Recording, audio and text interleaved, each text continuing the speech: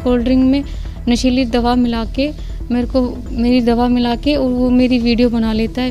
Video दिखा के वो बोलता है कि जब मैं तुम्हें बुलाऊंगा, जब तुम्हें आना पड़ेगा, और अगर तुमने ये बात किसी को बताई या फिर नहीं आई तो मैं तुम्हारी जो वीडियो है ये न्यूज़ उस पे सोशल मीडिया पे डाल दूंगा।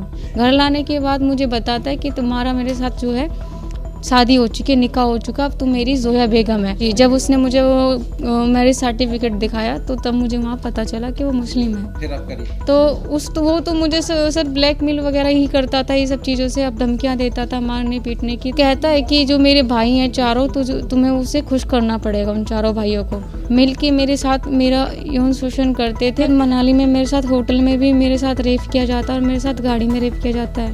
तो मुझे बेहोश करने की कोशिश करते हैं, मेरे ऊपर तकिए रखते हैं, रजाई रखते हैं, ऊपर बैठ जाते हैं। एक बंदा जो है वो कहता है कि इसको पहाड़ियों से जो है नीचे फेंक देते हैं। हाल ही में एक फिल्म आई थी द केरल स्टोरी।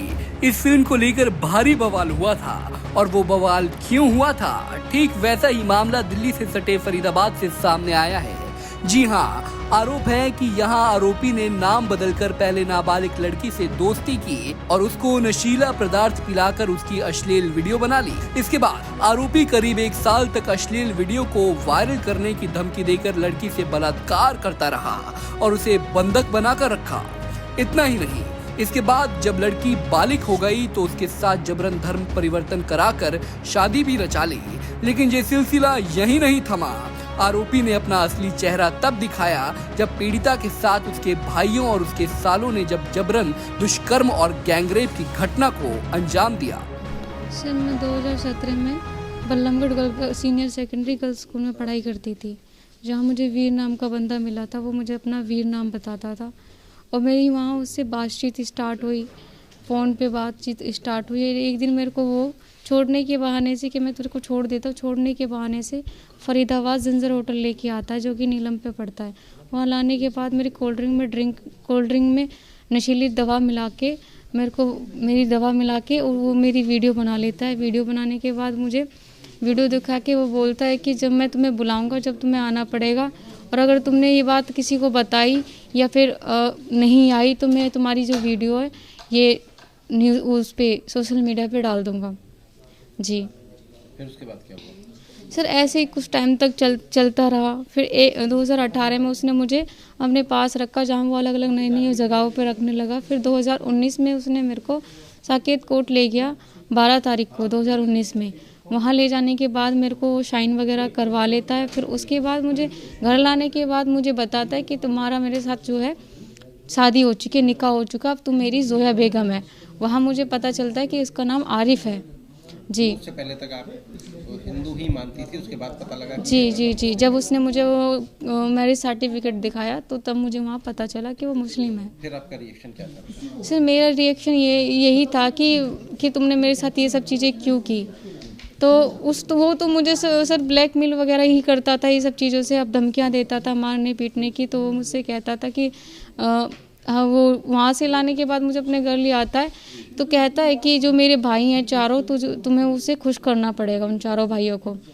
फिर जो कि उसके भाई है सद्दाम खान, इमरान खान, आज़ाद खान, वो मिल के मेरे साथ मेरा यौन शोषण करते थे। और उनके शाले भी हैं करीमा, टोनी, वो भी आके बीच बीच में मेरे साथ गलत काम करते थे साथ मिलके, और दवा वगैरह खा के और मेरे को बेहोश कर देते थे।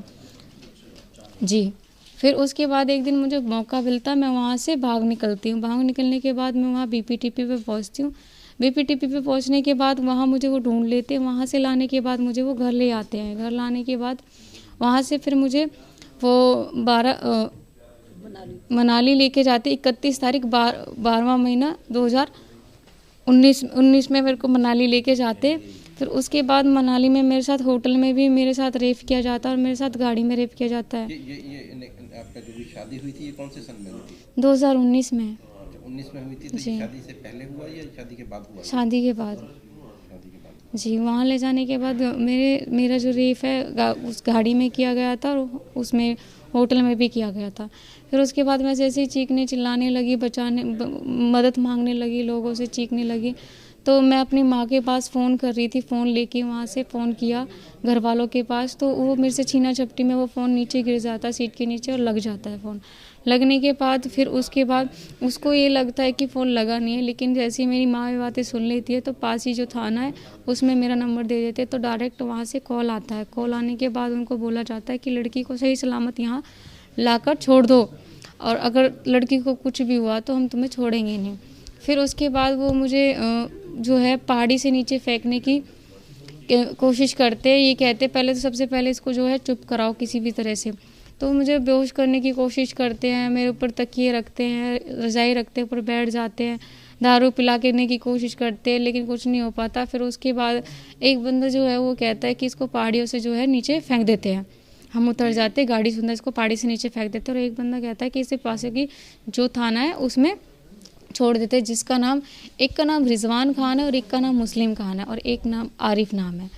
वहाँ से लाने के बाद ये अपनी माँ को फ़ोन करता है और अपनी गाड़ी की नंबर प्लेट निकाल लेता है, टूल से बचा के रखता है।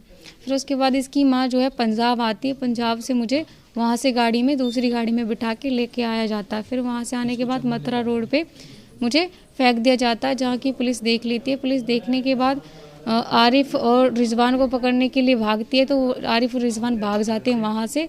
भागने के बाद लेकिन मौके पर उसकी जो माँ है उसको पकड़ लिया जाता है। पकड़ने के बाद मुझे जो है हॉस्पिटल में एडमिट करा दिया जाता है और मेरे खिलाफ उनके खिलाफ मुकदमा दर्ज कर लिया जाता है और उसकी माँ को हमको हालांकि छोड़ दिया जाता है। लड़की के साथ घिनौनी से घिनौनी घटना को अंजाम देने के बाद भी आरोपी का पेट नहीं भरा, लिहाजा उसने लड़की को मनाली ले जाकर पहाड़ों से फेंक देने की भी योजना बना डाली।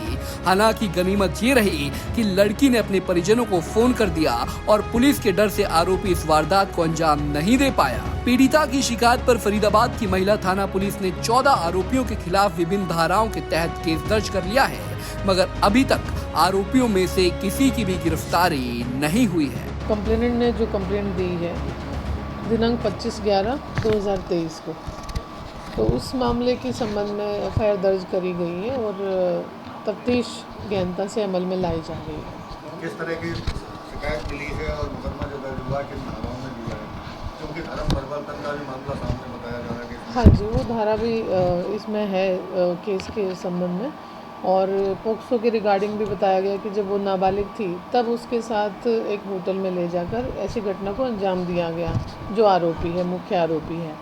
और बाकी लोगों पर भी गैंगरेप और किडनैपिंग करना, बंधक बनाना, मारपीट कर देना, गर्भपात और दूसरी बातें बताई गई कि मारपीट करके और बुरा बर्ताव किया गया है। कितने आरोपी हैं मैम इस पूरे मामले में और अभी तक पुलिस कहाँ तक पहुंची? अभी जो इसमें नामजद हैं वो 14 लोगों के खिलाफ ये एफआईआर दर्ज हुई है और अभी काफ़ी इसमें फैक्ट वेरीफाई करे जा रहे हैं अधिकारी की तरफ से और जल्दी ही इसमें हम निर्णय तक पहुंचे। बता दें कि जब से ये मामला सामने आया है हर तरफ चर्चा का विषय बना हुआ है। हालांकि पुलिस अभी तक इस पूरे घटनाक्रम में कुछ भी बोलने से बच रही है और पुलिस का यही कहना है कि लड़की के आरोप बेहद संगीन और गंभीर है, इसीलिए मामले की गहनता से छानबीन करके आरोपियों के खिलाफ सख्त से सख्त कार्रवाई की जाएगी। फरीदाबाद से पूजा शर्मा, पंजाब केसरी टीवी। हमसे जुड़े रहने के लिए हमारे YouTube चैनल को सब्सक्राइब करें और नई वीडियो की नोटिफिकेशन के लिए बेल आइकॉन को दबाएं। अगर आप ये वीडियो Facebook पर देख रहे हैं तो लाइक जरूर करें और ज्यादा से ज्यादा शेयर करें। धन्यवाद।